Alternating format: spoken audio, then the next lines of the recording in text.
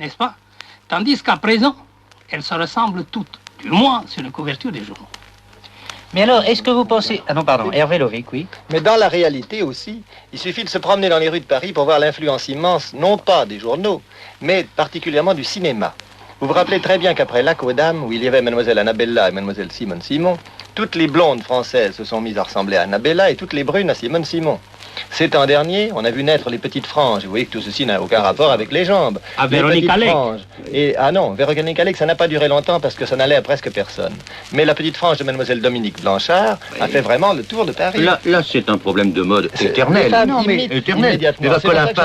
Que la nature imite l'art, nous n'en doutons pas. Mais n'est-ce pas? Mais ce n'est pas d'art qu'il s'agit, c'est de cuisse. C'est André Wurmser qui vient d'intervenir. Et justement, croyez-vous qu'on puisse, en ce domaine, raisonner dans l'abstrait, dans l'absolu, enfin dans l'idéal? Est-ce que vous admettez tous ce que nous disait Jean-Gabriel Domergue, à savoir que c'était un espèce d'exutoire, toutes ces images qu'on nous montre, et que les gens qui les regardaient défoulaient et se trouvaient ensuite libérés, en quelque sorte? Père Pichard.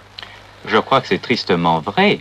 Et ce que je déplore précisément dans cette situation, c'est que cet exhibitionnisme dont vous parliez tout à l'heure fait perdre aux hommes un sentiment très profond et très élevé de la femme. Je pense en particulier, j'étais très frappé dans le film Maxime Gorky, de la grandeur de la grand-mère, ou de la mère, par exemple, dans Les raisins de la colère.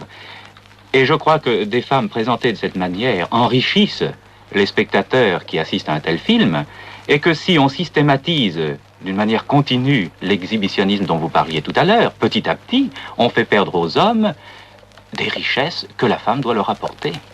Hervé Lovic. Ils ne pensent pas les rencontrer dans le même genre de femmes. En réalité, c'est en effet de l'aliment pour le rêve. Là, je crois que nous avons tous raison que nous leur offrons. Et c'est tellement vrai que ça peut se transférer sur les hommes.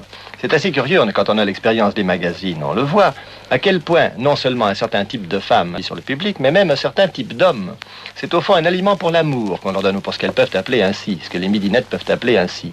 Si nous leur donnons, par exemple, Gabin, ça va se vendre très bien. Tino Rossi se vend très bien. Un certain nombre d'acteurs, Jean Marais, par exemple, se vendront très bien. Ne dites surtout pas ceux qui ne se vendent pas.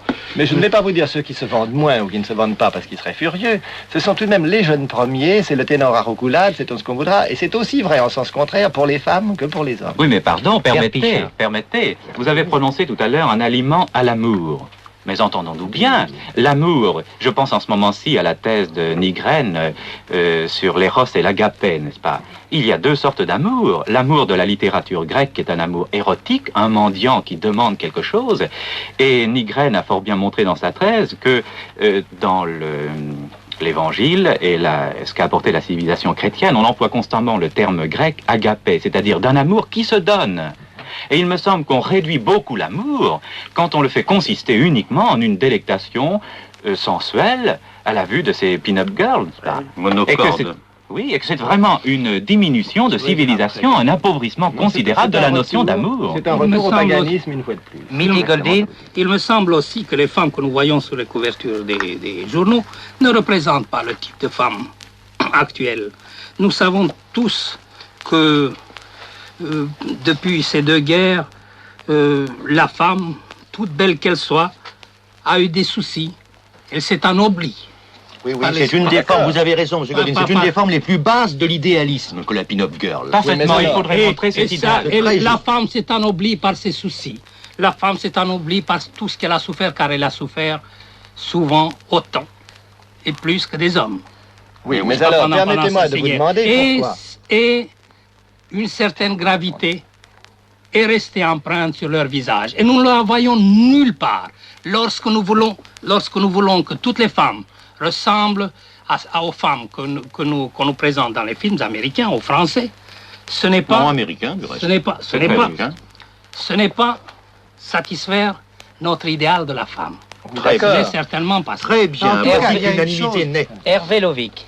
Mais alors, laissez-moi vous demander pourquoi, sur le théâtre des Capucines, vous nous montrez le roi Pozole et 20 femmes qui répondent au modèle américain, et non pas une mère pleurante et sanglotante, que vous n'auriez d'ailleurs pas joué 3 fois. En tout cas, il y a une chose que je voulais... Parce que c'est une histoire. Oui, mais... Parce que c'est une histoire. C'est une histoire d'un roi qui a de jolies femmes, et chaque femme, comme vous le savez, dans le roi Pozole, a un autre type. Elle n'est pas standardisée. Jean-Gabriel Ce Domergue que je demande la voudrais parole. dire, c'est que la féminité, telle que nous la cherchons et que ce débat est fait pour cela, s'est réfugiée dans des petits, comme des hôtels que chaque femme. Comment on dit hôtel? Mais oui, non, c'est pas comme vous savez que dans chaque église, il y a Ah bon, un petit les hôtels lumignon.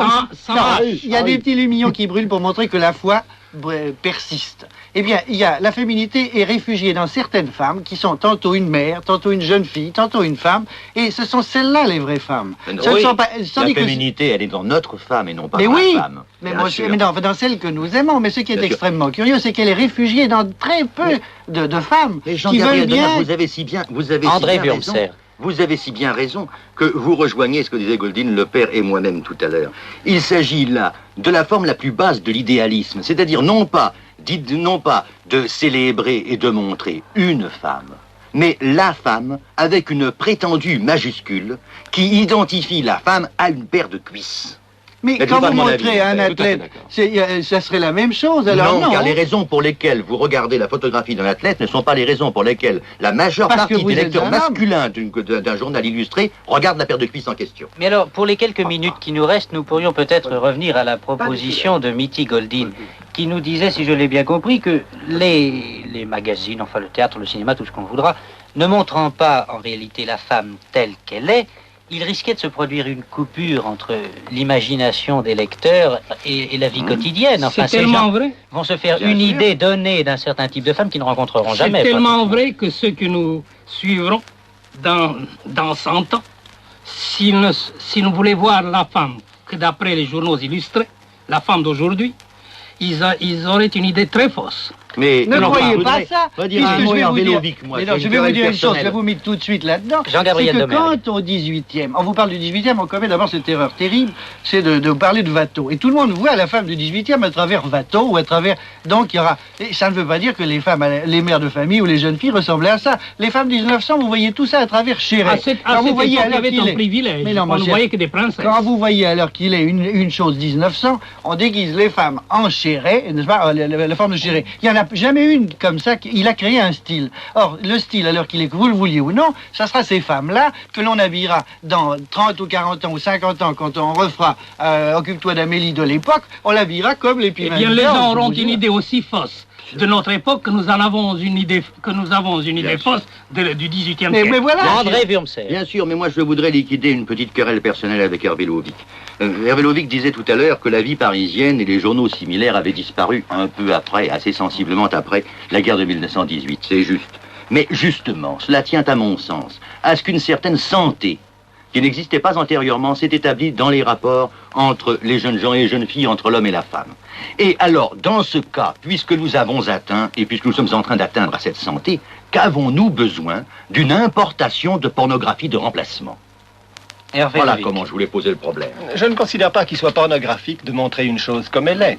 La photographie d'un beau cheval n'a pas besoin d'une selle, et le cheval est tout aussi joli sans une selle. Oui. Il suffit simplement d'aimer les chevaux et de Oui, pouvoir mais admirer le les chevaux. cheval ne fait penser Ce qu'à que la je selle crois. dans ce qui nous Ce intéresse. que je crois, c'est que par exemple, le théâtre a toujours été une distraction pour un homme qui désire pendant au moins 2 heures et parfois 3 ne pas entendre parler sa femme. Par conséquent, à ce moment-là, il veut voir d'autres femmes. Et c'est pour ça qu'il va au Moi, théâtre. je ne vais pas au théâtre parce Si on que lui j'adore mettait- entendre parler ma Si on femme. lui mettait sur la scène une femme pareille à la sienne et douée de toutes les mêmes vertus, mais je crois qu'il finirait par rentrer chez lui et la laisser au théâtre. Je crois, pour conclure, on pourrait dire ceci, c'est que toutes les femmes que nous voyons sur les magazines, heureusement pour nous, ne ressemblent pas aux nôtres. Eh bien, Alors, c'est heureusement pour les nôtres. Voulez-vous, messieurs, que nous Heureusement laissions pour au père Pichard le soin d'élever un peu le débat et de nous fournir le mot de la fin? Eh bien, je regrette, comme je le disais tout à l'heure au début, que l'exploitation commerciale, à des fins commerciales, de ce qu'il y a de plus, je ne dirais pas inférieur dans la femme, mais enfin tout de même de moins spirituel en elle, ce que nous attendons d'elle tout de même, appauvrissent dans l'esprit de nos contemporains ce qu'ils doivent trouver dans la femme. Et je pense en particulier à l'expérience religieuse d'un Gandhi, n'est-ce pas, qui a été si réservé sur ce point et qui attendait de la femme autre chose que la présentation d'une pin-up girl. Jean-Gabriel Domergue, Mitty Goldin, Hervé Lovic, le révérend père Pichard et André Wurmser ont discuté le règne de la pin-up girl. Vous venez d'entendre La Tribune de Paris, une émission du journal parlé de la radiodiffusion française. Nous rappelons que les opinions émises à la Tribune de Paris engagent la seule responsabilité de ceux qui les expriment.